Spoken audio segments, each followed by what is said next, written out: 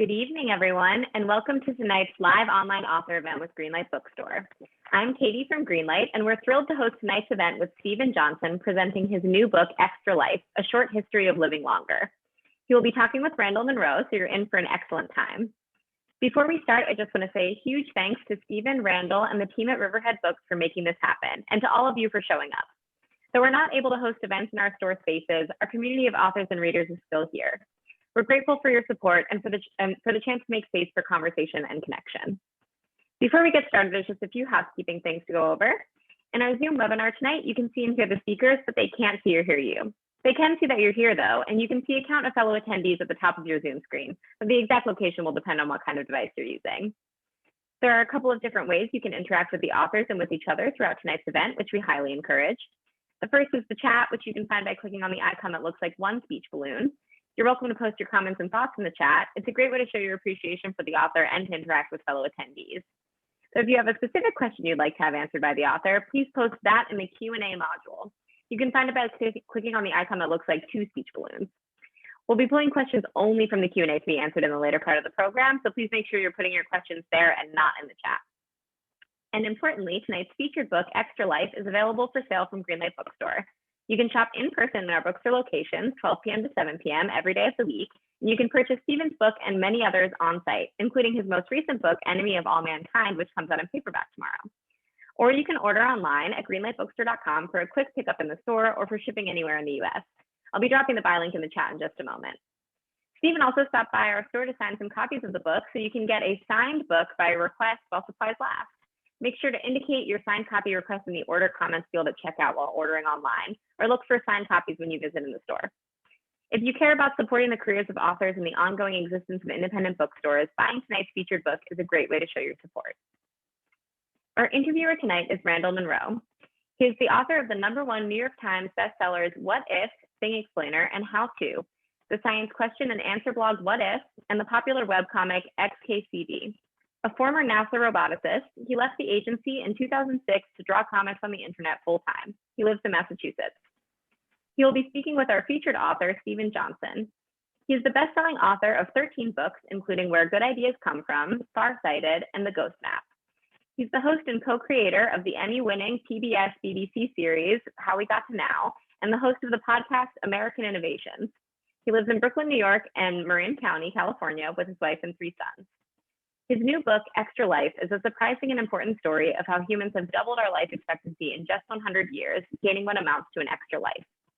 Stephen is going to tell us a bit about the book, and then he'll be talking with Randall and with all of you. Please take it away, Stephen.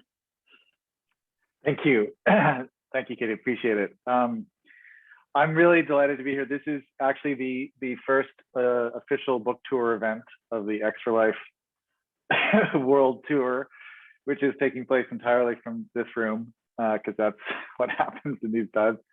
But it's really wonderful that we're doing this with Greenlight in Brooklyn. I'm in Brooklyn right now, so it's a perfect venue to start out this adventure with. So thanks for having me, and it's a total honor to be here with Randall, who is we're just huge fans. Everyone in my household is a big fan of Randall's work. I think he's the only author that all 3 of my sons have actually read his books. So it's in the Johnson Robinson household, he's a big deal. So you know, this is a real treat for me. I want to just start with just a couple of words about this project, really, because it is kind of a multi-platform project that started with the book. It's also a TV series that premieres tomorrow night as well on PBS. At 8 o'clock, which I co-host with David Olashoga, running for four episodes every Tuesday night. But the project really goes back about 4 or 5 years. I had written many years ago, as Katie alluded to, a book called The Ghost Map, which was a story about cholera in the 19th century. And one of the reasons why I wrote that book was to remind people of how much progress we have made in terms of health and safety and reductions in mortality over the last 150, 170 years ago. And in Ghost Map, it's really a story about waterborne disease and how just 150 years ago in a big city, you could drink a glass of water and be dead in 48 hours. That was just the reality of life. So with that book many years ago, I was trying to remind people that, one, we'd made a lot of progress and tried to kind of celebrate that progress, and also point out that some of the most important innovations in life are not just, the latest smartphone or Zoom or whatever it is that we tend to celebrate in the high-tech world, but sometimes it's something just like clean drinking water, which really changes our lives. So I always had that kind of theme as an interest, and it occurred to me about 4 years ago that the story of life expectancy would be an interesting framing for a book, that you could really talk about that number as it changed over time as a powerful indication of just how much progress we've made with health. And when I was first thinking about it 3 or 4 years ago, I thought, well, we're coming up on the centennial of the end of the Spanish flu, the end of the Great Influenza, which ended in 1919, 1920, depending on how you date it. And that was the last point at which there was a serious kind of sustained drop in global life expectancy. And after that point, there was this century of extraordinary progress around the world, really, particularly in the last 30 or 40 years. And we effectively doubled the average human lifespan in that period, which is just, if you think about it, maybe the most remarkable thing that we've ever done as a species. It's an extraordinary thing with so many positive consequences, but also some negative ones as well in terms of population growth and things like that. So I thought, well, if this book comes out, maybe we could do a television series too, and it would maybe come out around 2020. And that would be the anniversary of the kind of centennial of the Spanish flu. So the timing will be good for it. And so I wrote the book for Riverhead. And then in early 2020, we were starting to get together the kind of production for the television show. And all of a sudden, the world was transformed by COVID. And what had been kind of a very loose historical peg to this thing that had happened 100 years ago suddenly was, we were right in the middle of one of the most important events in the modern history of human health.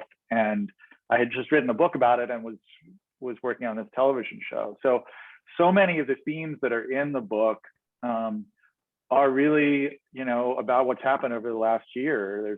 There's the central kind of opening chapter, and the first episode of the show tomorrow night is about vaccines and the history of vaccines.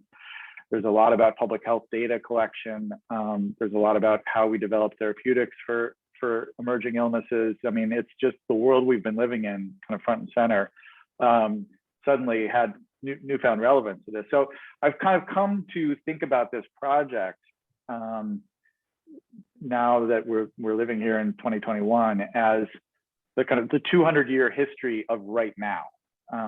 That's what it's come to that's kind of how I visualize it now in my head. And I hope it's not interpreted as kind of a victory lap, right?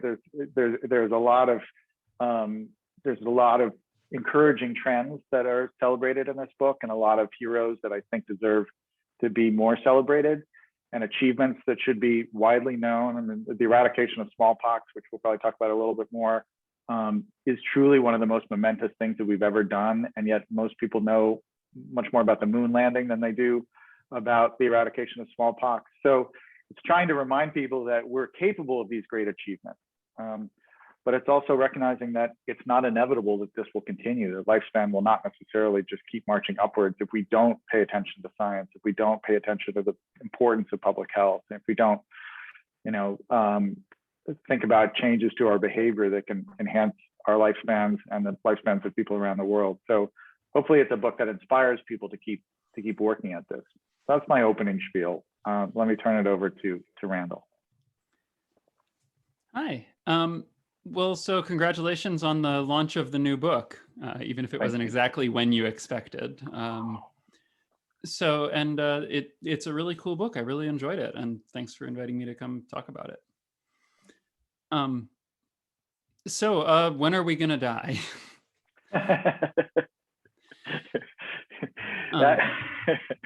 Yeah, I can list out those numbers individually for everyone if they want.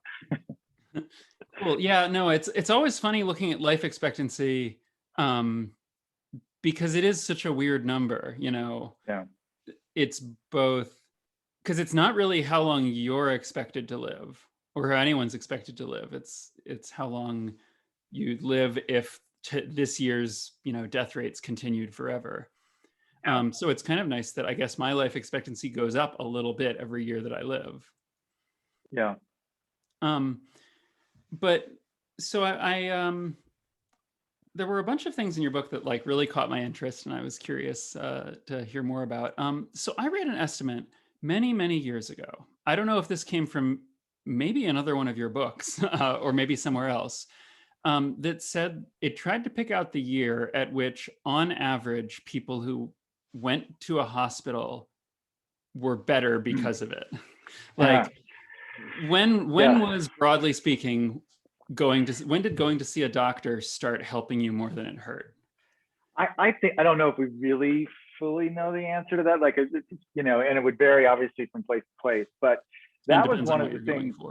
Yeah, depending on what you're going for. But that was one of the things that was the most striking to me in doing the research for the book was how late medicine kind of arrives as a useful intervention in the story of life. So to give a little bit of a context to this, until about 1750, it really didn't matter where you were in the world, what your station in the world was.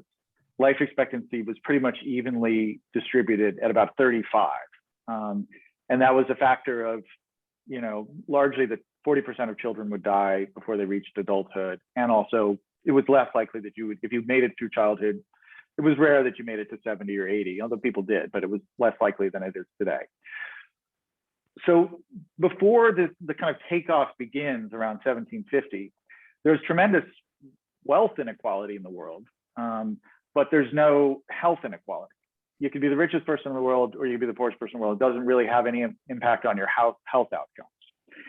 And this is the paradox of the story of life expectancy, is that when we start to see progress for the first time, it actually opens up this gap, and you start to see the elites living longer than the working poor. And in fact, the working poor in industrial countries go backwards for about 100 years.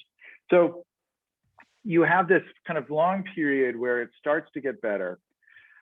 And then in the second half of the 19th century, the kind of industrial working class starts to improve their life expectancy as well. And you start to see the entire populations of countries in Europe and the United States actually living longer lives. And that goes on, steadily until, with brief interruptions of the Spanish flu until recent times, right? But the impact of medicine, going to the doctor and getting a pill to make you live longer in some fashion, to cure some disease that you have or get rid of an infection you have, really doesn't have an impact until antibiotics, until the kind of the post-penicillin era. So that's 1945, 1950. So up until that point, I mean, I have some fun in the book at looking at these old catalogs of the Park Davis Company, the pharmaceutical catalogs from like 1910, and it's like every medicine is like, and it contains mercury and arsenic, and here's cocaine in 37 different kinds of packaging, and it just was like just a tremendous amount of junk, kind of quack cures that were out there. And so it's a strange thing, because you think of medicine as being one of those pillars of modern progress, but actually, we'd solved a lot of problems. We'd invented, airplanes and radio and television and a bunch of things before we really started making functional drugs to improve our lives. One thing that's really, I think, been driven home for a lot of us in the last year, but has just always seemed really, really impressive, is just that the randomized controlled trial. There's just no substitute for it. There's, and you'll hear, doctors talking about this now on TV, and, you can get this observational data, but there are all these biases. Statistics is hard. It's hard to figure out what's causing what. And so that's why the randomized controlled trial is the gold standard. And that also sounds like it was pretty recent. Like, yeah, when did we come up with that? And where does that rank in the list of accomplishments that have made people live longer? It ranks very high. And it's really not a coincidence. Basically, the randomized controlled trials are developed, they emerge right about the same time that penicillin and the antibiotics emerged. And it's really not an accident on some level. It's what the RCTs enabled you to do, right? So people probably understand this, but the basic idea is, you can do these trials where, you have a control, and then you have the drug that you're testing, and nobody knows, including the people running the trial, which subject is in which group, and that prevents against bias and all these different things. And it was really the first mechanism that enabled people to figure out if something was working or not. And that was a crucial breakthrough. And if you go back and look at the role of the FDA in regulating drugs up until the 60s, there was never a question of efficacy. The drug makers were not required to show that their drugs worked until the 1960s. All they had to show is that the ingredients listed on the bottle were in fact the ingredients in the medicine. That was the initial standard. And so if you wanted to put arsenic in your medicine, it was fine as long as you listed it on the bottle. And then it became, make sure that it doesn't do any actual harm to the patients who are taking the drug. But they didn't actually have to prove that it was effective until the 60s. And one of the reasons they didn't have to prove it is that there wasn't really a way to measure whether it was effective. And so that was a major shift forward. And I think that we underestimate, this is a big theme that runs through a couple of chapters of the book, is when we think about what are the big breakthroughs that drive our health forward, we are always looking for physical objects, right? The needle with the vaccine in it, the magic bullet penicillin, an X-ray machine or whatever it is. But in fact, a lot of the breakthroughs involve data and data analysis and new ways to see patterns in the data. And that's what the RCT really was. And now this is the kind of thing I think that your work could be kind of connected to in a way. There's an interesting thought experiment about, there's no reason why RCTs couldn't have been developed earlier. And there are some precedents for them in the scurvy experiments that were done in the 1700s and things like that. But no one really formalized it as a technique until Austin Bradford Hill did in around 1950. And so there's an alternate history where somebody actually invents the RCT, in 1850 instead of 1950. And perhaps medicine actually improves a little bit faster because there is finally a way of measuring what works and what doesn't. But for whatever reason, it arrived very late. If we had gotten those RCTs earlier, like if we had been able to look at the things that we were doing to treat specific conditions and check which ones worked, what do you think would be the most helpful thing we would have stopped doing earlier? Like, maybe bloodletting, perhaps. Oh yeah. Bloodletting was recommended, well into the 20th century. There are, kind of reputable doctors who were saying, well, then you want to bleed the patient. So that would be pretty high on the list. There's some great stuff in the book about just the list of toxins that were given to treat King George III, who famously went insane for a period of time. And there's a wonderful movie and play, The Madness of King George, written about it. But one of the early signs of his illness was that he was raging against his doctor, saying that he was being poisoned by his doctor. And then years later, they found like a lock of his hair and they analyzed it, and he had unbelievable, I think it was arsenic poisoning that was based on the medicines he was being given. So there was, there were a lot of things that I think would have been quickly exposed as being dangerous if we'd had access to that. So you mentioned the penicillin discovery, and so it always seemed really weird to me as a general concept that, oh, here's this mold, I'm gonna rub it on this wound with some steps in between.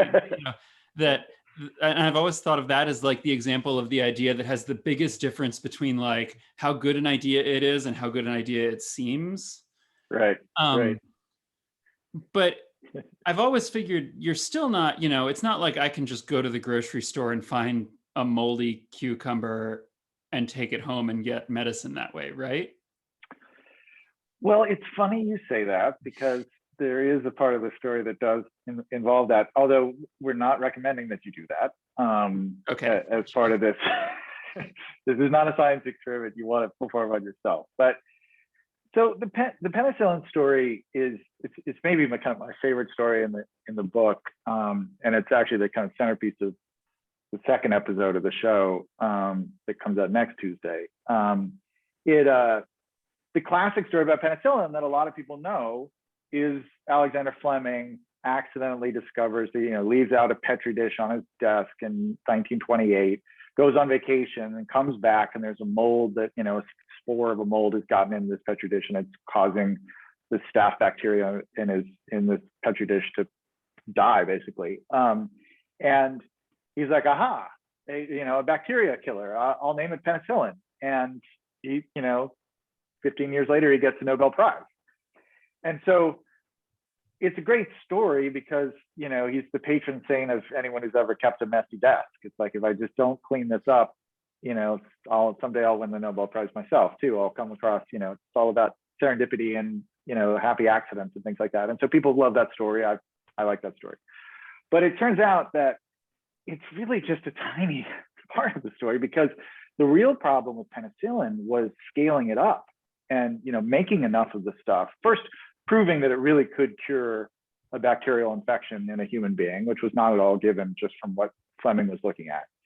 But then it was really hard to make enough of it. And that was a kind of extraordinary adventure that didn't start for another kind of 12 years later, that didn't really involve Fleming at all. And it involved this amazing global collaboration in the middle of World War II, as all these extraordinary scientists, both in England and in the United States, were racing against the clock to scale up the production of penicillin for the war, because they knew so many soldiers were dying of infection in hospitals. And so if you could get a drug that could cure those infections, you would have a material advantage in the war.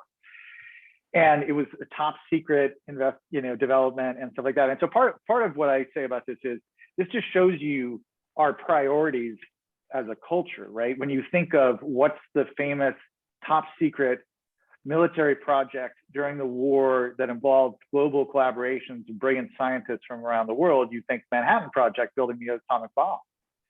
But the penicillin project was just as riveting as a story and just as important, and yet it involved a life-saving medicine, not a weapon of mass destruction. So I wonder why we don't tell that story as much as we tell the Manhattan Project story. But to get back to your moldy cucumber, a sentence I never thought I would find myself saying,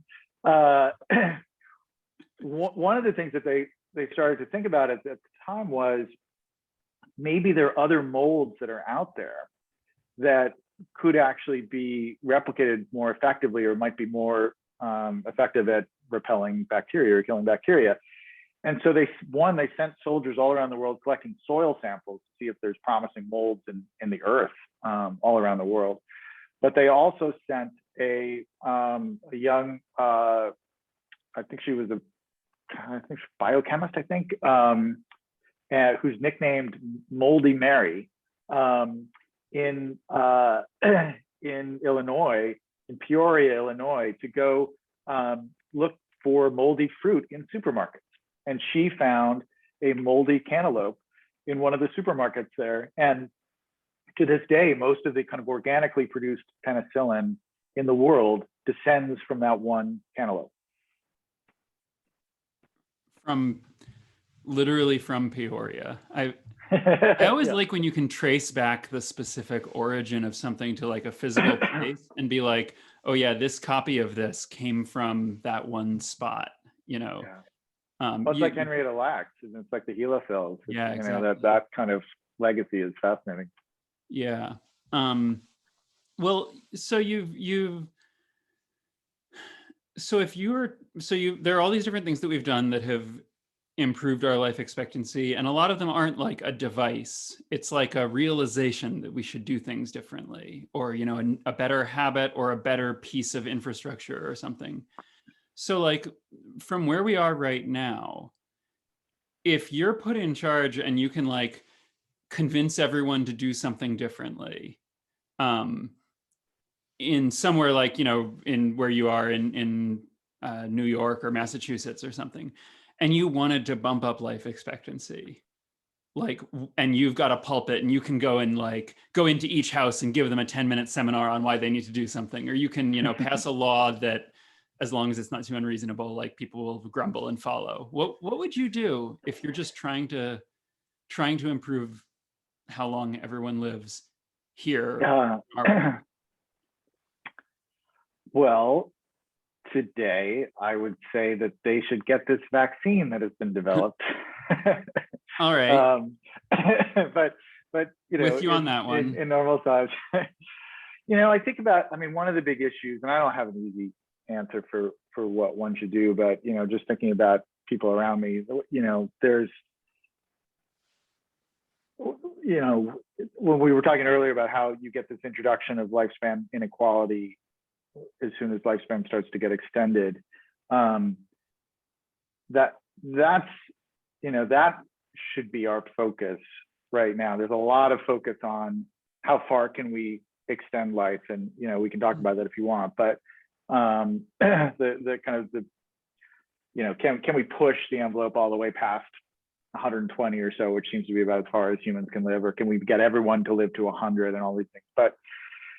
Those are important things to look at, but it's the gap that is the thing I think that we want to spend the most of our focus on. And so in where I live in Brooklyn, you can travel 3 stops on the 2 train, and average life expectancy when you get out in that neighborhood will be about 8 years less than it is in my neighborhood.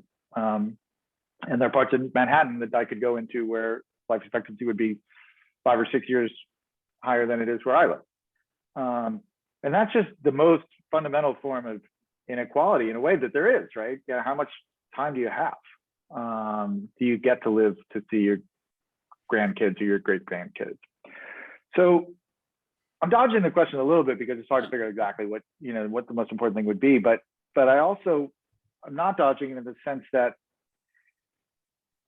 our ability to keep track of those kinds of inequalities and our ability to measure them, and build kind of a public record of them and say, hey, these people are living longer than these people, why? That is one of those advances that we were just talking about. That wasn't about a pill, it wasn't about a vaccine, it was about a way of looking at numbers. But when you see these outcomes where you see, just think of the impact of COVID on African Americans in this country compared to the white population. It's just completely out of whack. So being able to see that gap is really important because it forces you to ask questions about why things are happening. And so there's this new, really interesting development, and that a number of folks have written about, that shows up a little bit in the book and in the show, which is this idea of weathering, that one of the reasons why you see African American communities, for instance, in the United States, having these lower lifespans is because there is this slow, steady impact of chronic stress on the body that comes from living in poverty or comes from dealing with discrimination, and that over time is as dangerous as smoking cigarettes or driving a car at 100 miles an hour without a seatbelt. But it's built out of these, kind of slower, more incremental social crises and problems, not actual toxins in the environment, although there are toxins in inner city communities that are also an issue.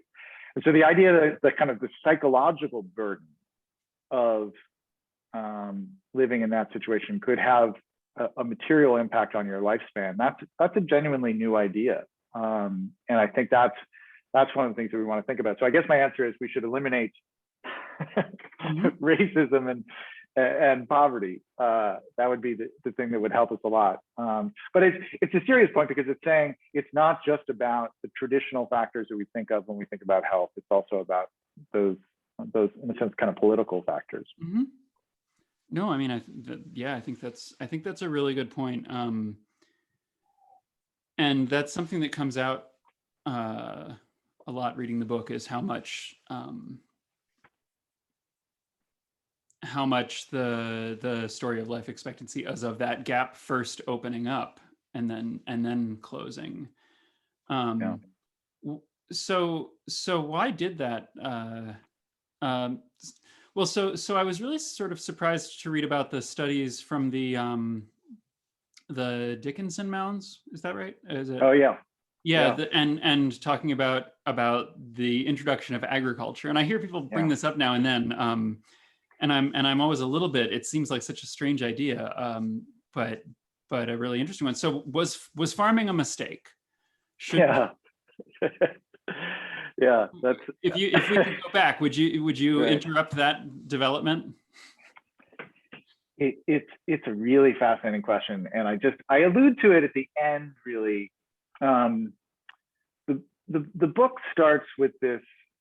There's a kind of a long opening chapter about what I call the long ceiling. That basically what I mentioned before, that average life expectancy around the world was about 35. It didn't really matter where you were. We basically believe that that was the case all the way back into kind of pre-agricultural time. And that best estimates from studying existing hunter-gatherer societies and then also excavating, archaeological sites and doing analysis of bone damage and things like that, that we think that's about right, that hunter-gatherers might have lived about 30 years on average and had similar childhood mortality rates to people in Europe until 1700 or 1800, about 35, 40% childhood mortality. So we aren't really, all that different from pre-civilization human beings until about 300 years ago. There's really no progress on that front.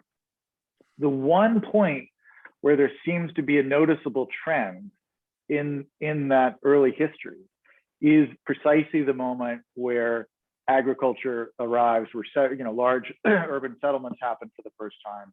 And it's in that period, and this is what you see in the Dickinson mounds, where there was actually a noticeable decline in human outcomes in terms of health and life. It drops to somewhere as low as kind of 19 in some of these communities, as far as we can tell. And you can see the physical kind of deformities of the bodies of these people that have to adopt this farming lifestyle. And so there are people like Jared Diamond and other people have made the argument that the rise of agriculture was this, the greatest mistake in human history, and that we were relatively happy and in our own way affluent and until we adopted this agricultural lifestyle. And we basically were enslaved to it for thousands of years before we finally kind of rose our way out of the original standard of living that we had as hunter-gatherers. And it's a fascinating question, and it raises the other question of, if it was a mistake, if it was a downgrade for humans in terms of quality of life and length of life, why did people keep making that choice? What was it that kind of drove the adoption of the agricultural lifestyle when it seemed like such a bad deal? And that's a whole other thing. We can talk about that some other time. That's not what I wrote the book about. But I brought it up in the book because I want it really shows up at the end of the book, because I wanted to remind people that the upward march of extended life is not inevitable. It's not just going to keep on happening if we don't look at the evidence, if we don't listen to science, if we don't continue solving the problems we have. And we're facing things like climate change that may pose a serious threat to the extension of human life. If we have, we may have overpopulation problems in the coming years. We may have mass migration problems in the coming years because of climate change. We may have resource problems. We may have a resurgence of famine. And so we know that it is historically possible for people to adopt lifestyles that cause life expectancy to go backwards for long periods of time. We've done it before. We actually did it for a while in the industrial age too.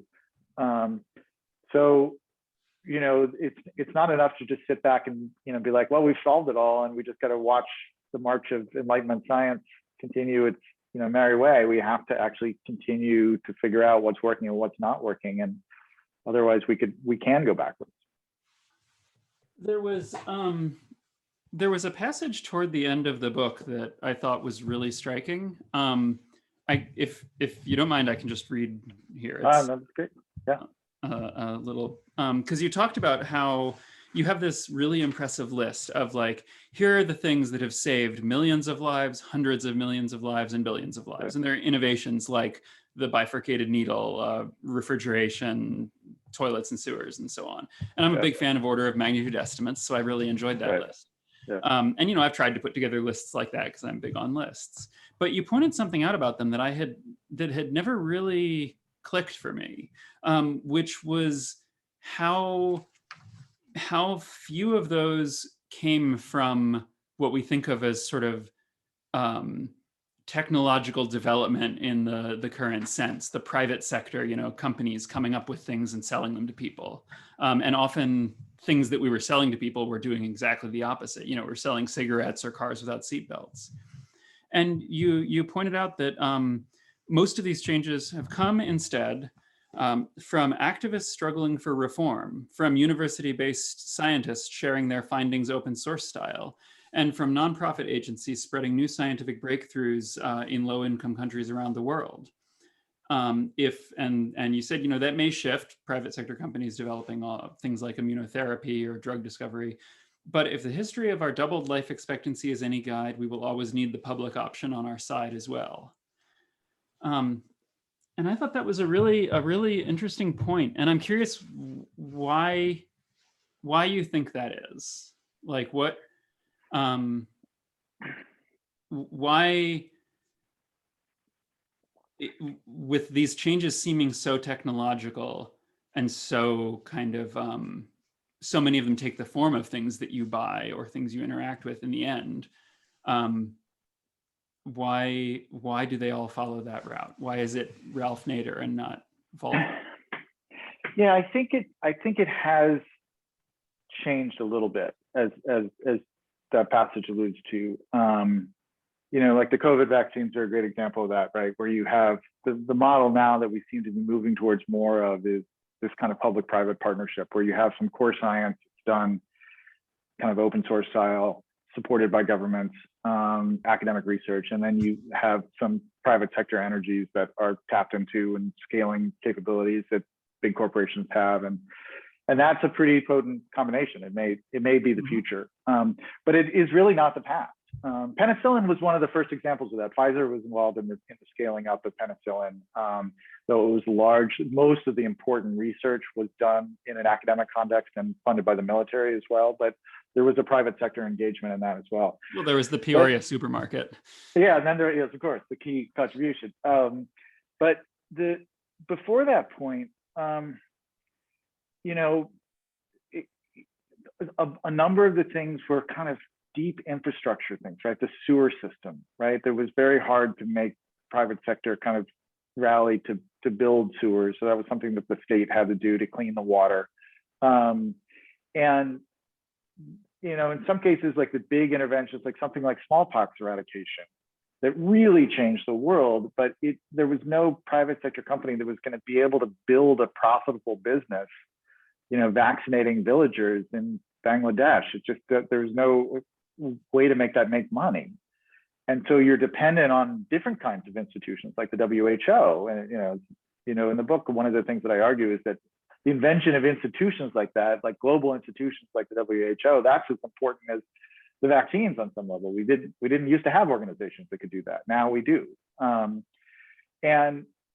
then there's a weird thing about medicine too, which you would think with medicine, there would be this basic mechanism in the market where if a pharma company made junk medicine that didn't do anything, the market would punish that, and the market would reward medicine that worked. And so there would be a financial incentive, you know, even before the FDA came along to regulate it, to steer pharma towards better drugs. But medicine is different from all other consumer goods because of two reasons. One, there's the placebo effect, which is a whole fascinating thing, right? People who think they're taking a pill that makes them better will, you know, some of the time, you know, disproportionately get better just because of the psychosomatic kind of impact of it. But also, people have their own internal pharmacies in terms of their immune system. So most of the time, people do get better. And so if you sell them a bogus pill, they will often just get better on their own, either because of the placebo effect or because of their immune system. And they'll attribute it to the pill. And so they'll go back and buy more of that pill.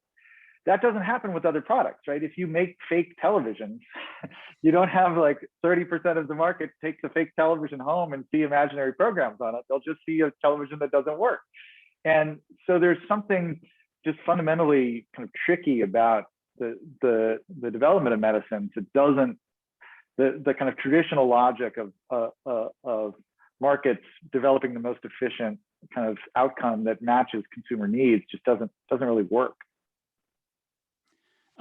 Well, if anyone, if I wanted to mention, if anyone has any questions, I know we've gotten a couple but if you want to open the Q&A tab on Zoom, you can feel free to ask anything you want, and we can go to those in a minute. But I did want to ask you though, so you've mentioned a TV show a couple of times. I wanted you to know, I believe that's coming out.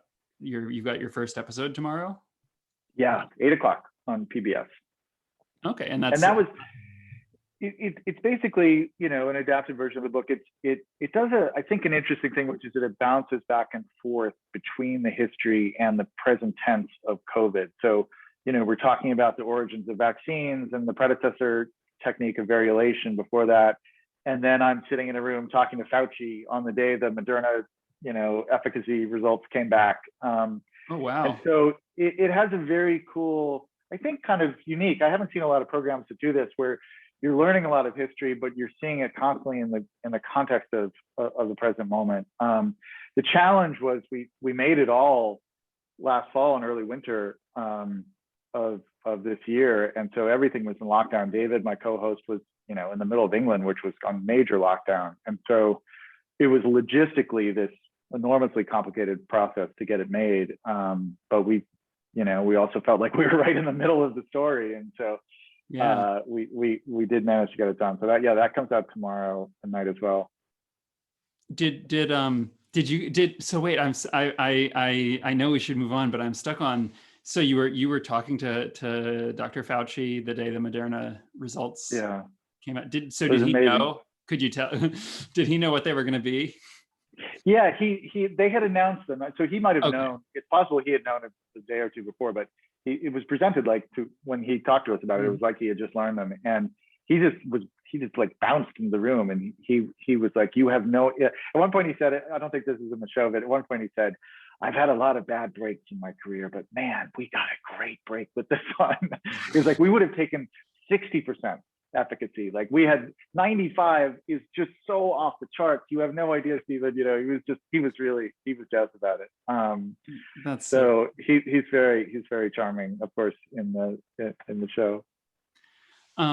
Well, and so you've also mentioned just before we started that you have a paperback coming out, and it's a book that I've enjoyed a couple of your books, but I wasn't familiar with this one, and I wanted to know if you could tell me a little bit about it and so it's a nice thing today. Tomorrow is the publication day for Extra Life, but it's also the paperback release of my last book that came out a year ago, and it's called Enemy of All Mankind. And it's a kind of a single thread narrative, although like all my books, it goes off in all these different directions. And it's about a pirate, completely different topic, about a pirate named Henry Avery, who pulls off this heist of an Indian treasure ship in 1695 and triggers this global crisis that leads to the first global manhunt in the history of the world. It's really kind of a story about the birth of global capitalism and the clash between the older dynastic regimes in India and the rising corporations like the East India Company with a pirate kind of in the middle of it. It's a really fun story. So if people are interested, that book is newly out in paperback, and it's a lovely Father's Day gift. I would just like to say it's the classic, nautical tale of history for Father's Day. Oh, cool. Sorry, it's like my brain was derailed by the mention of pirates, and now I'm like, okay, it's like the real life version of the Wikipedia rabbit hole where you told me that little bit, and now I'm like, I know we're doing an event, but I want to go read more about this. Well, so we have a couple of questions here in the Q&A, and people can feel free to add to that. We'll get to those if we have time here. But the first question was sort of coming back to what we were talking about earlier. You mentioned that life expectancy didn't really vary by social status until 1750, and then began to. And so Adam Eve here asks in the Q&A, so why is that? Why did that start? Why? Yeah. Well, the big change which is central to the vaccine story, is that there is this technique that precedes vaccination. So vaccines are famously invented by Edward Jenner in the 1850s, in 1796.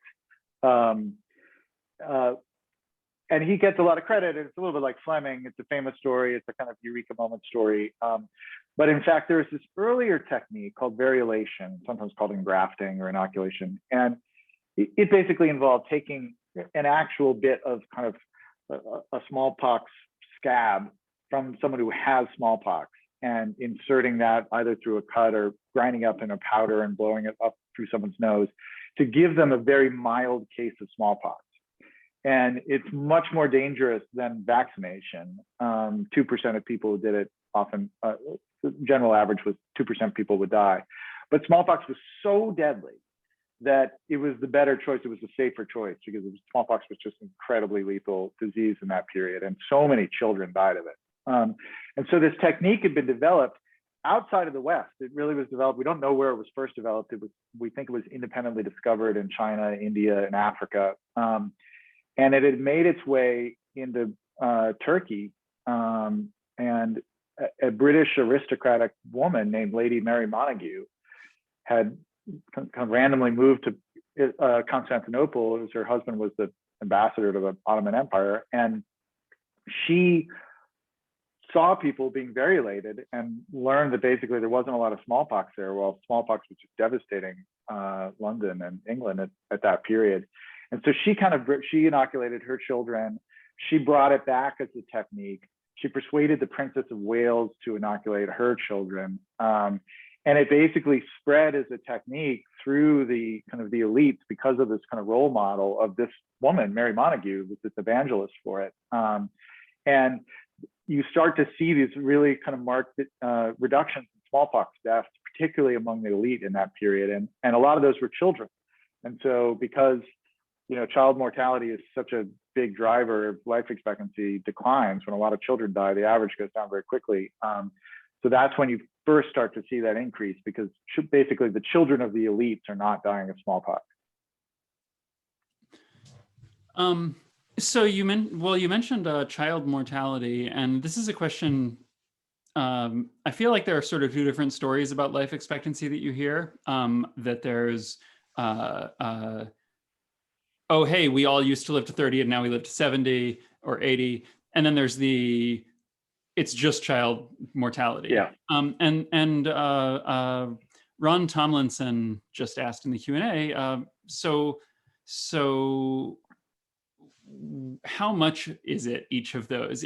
Much, what's the life expectancy at 30 or 40? How much is child mortality dominating the stats there? Yeah, it has been very interesting since I started working on this project.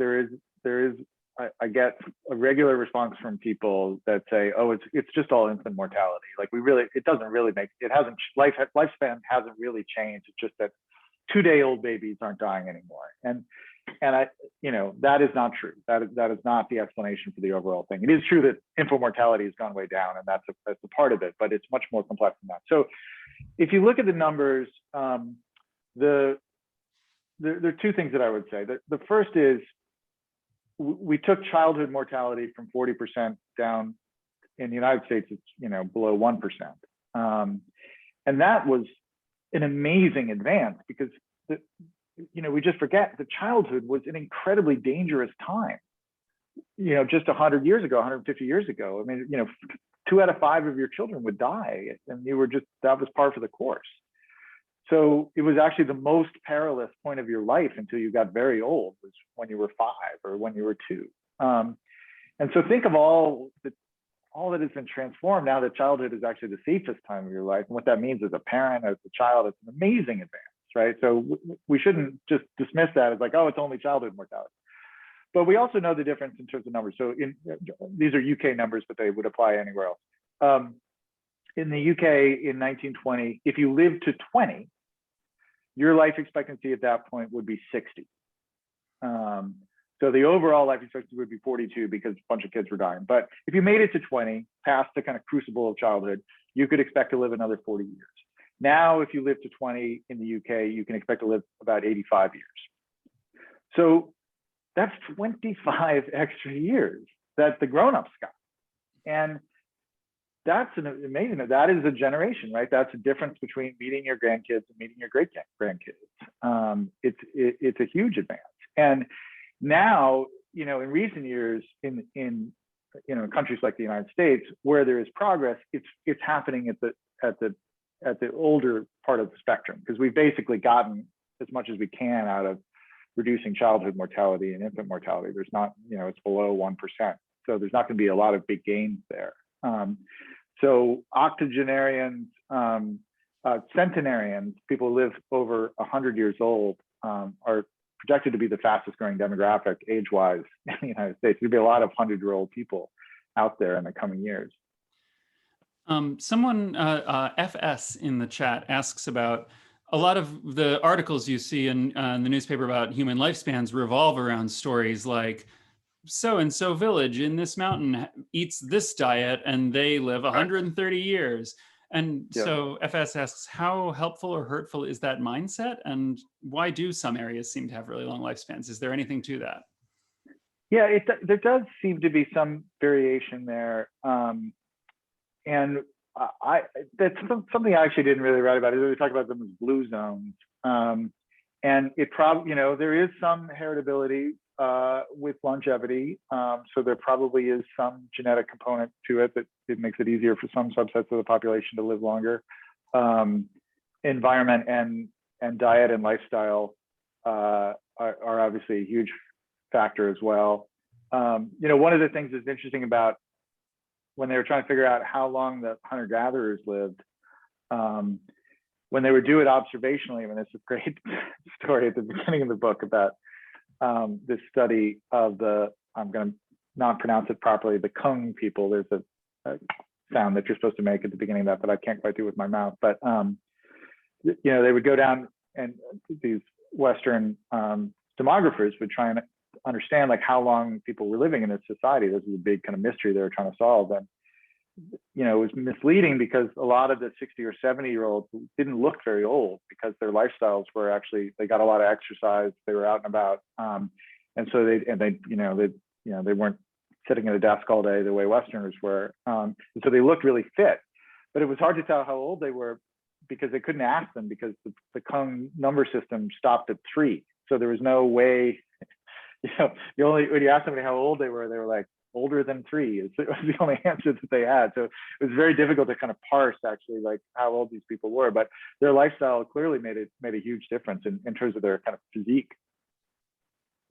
Yeah, well, and I wanted to say I really liked that you didn't sort of dwell on that question of like you talked a little bit at the end about can we live forever, and that was a really interesting discussion.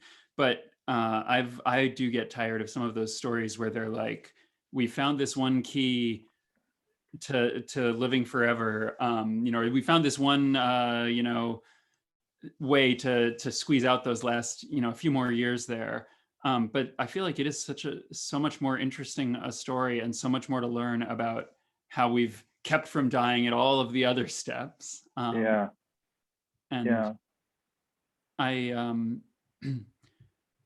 I wanted to actually throw in one other question of my own. Is just I was another person who I had not really learned about was Frances Oldham Kelsey. Oh yeah. And I wondered if you could just for the people listening here give just a sentence or two summary of who she was. Yeah, she was basically a figure at the FDA, and she had started her career early on and had been involved in this terrible drug poisoning case. I'm forgetting the name of it has a very long name. It was the very end of the sulfa drugs that kind of predate penicillin. And basically as a kind of grad student, she was involved in that controversy. And she went on to have this kind of illustrious career at the FDA.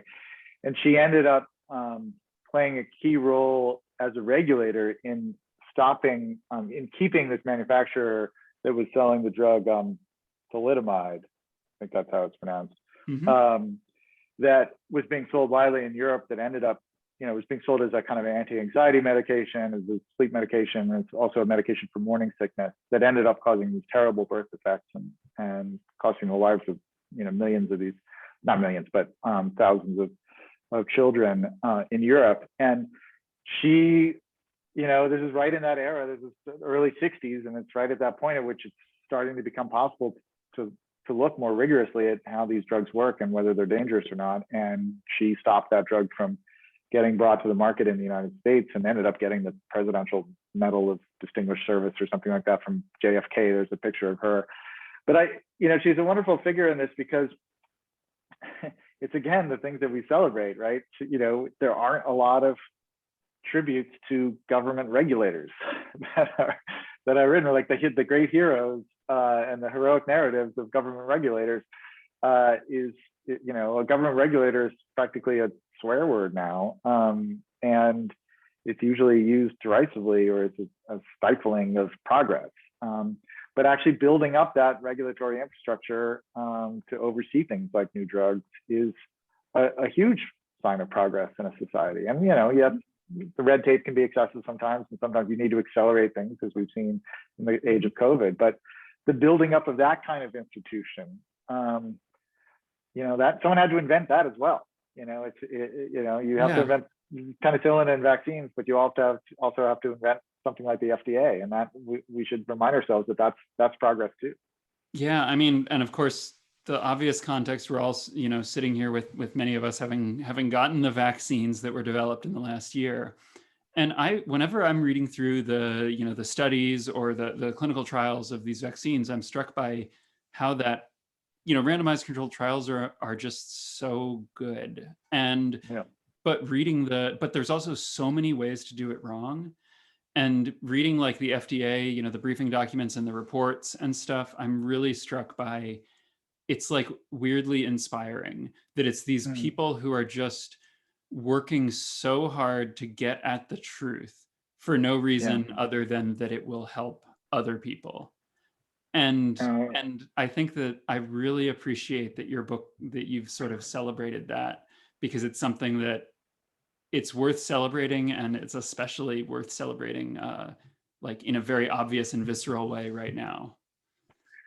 Well, that's nice of you to say, Randall. I mean, it's a lot of what I've been trying to do is to figure out ways to make those people and what they do narratively compelling. To figure out like how do you, because in a lot of these stories, actually, you can do it. It seems unlikely that would be the case, like sitting there like looking at clinical trials, that there'd be heroic stories here, but they're kind of mysteries, right? I mean, that was the Ghost Map Jon Snow cholera story. There's something that's killing people. How do we figure out what is actually killing it? We'll look at this data and you solve it. So there's like detective work in it, and a threat, and someone trying to subdue the threat by figuring out the nature of the problem. And if you have those ingredients, you can build a story. It's possible to do it. And once you build the story, then you can get people to think about it and take the time to feel like, wow, that's amazing. Somebody solved that problem. And sometimes that's, someone coming up with a wonder drug. And sometimes that's someone stopping a dangerous drug from getting on the market because they're relying on statistical tools that someone had to invent. Cool. Well, thank you so much. I think we're just about out of time, so I'm going to hand things back over to Katie at Greenlight. But thank you so much for taking this time to chat. It was a lot of fun, and thank you to the audience who asked questions. Thank you so much. And everybody, but I just want to make it very clear, everyone should also be buying Randall's incredible books. They're amazing. They're mind-blowing and hilarious at the same time. My book is less funny than Randall's books, but his stuff is just fantastic. So thanks for joining us, and I'm honored to have been with Greenlight for the first event. Oh, thank you.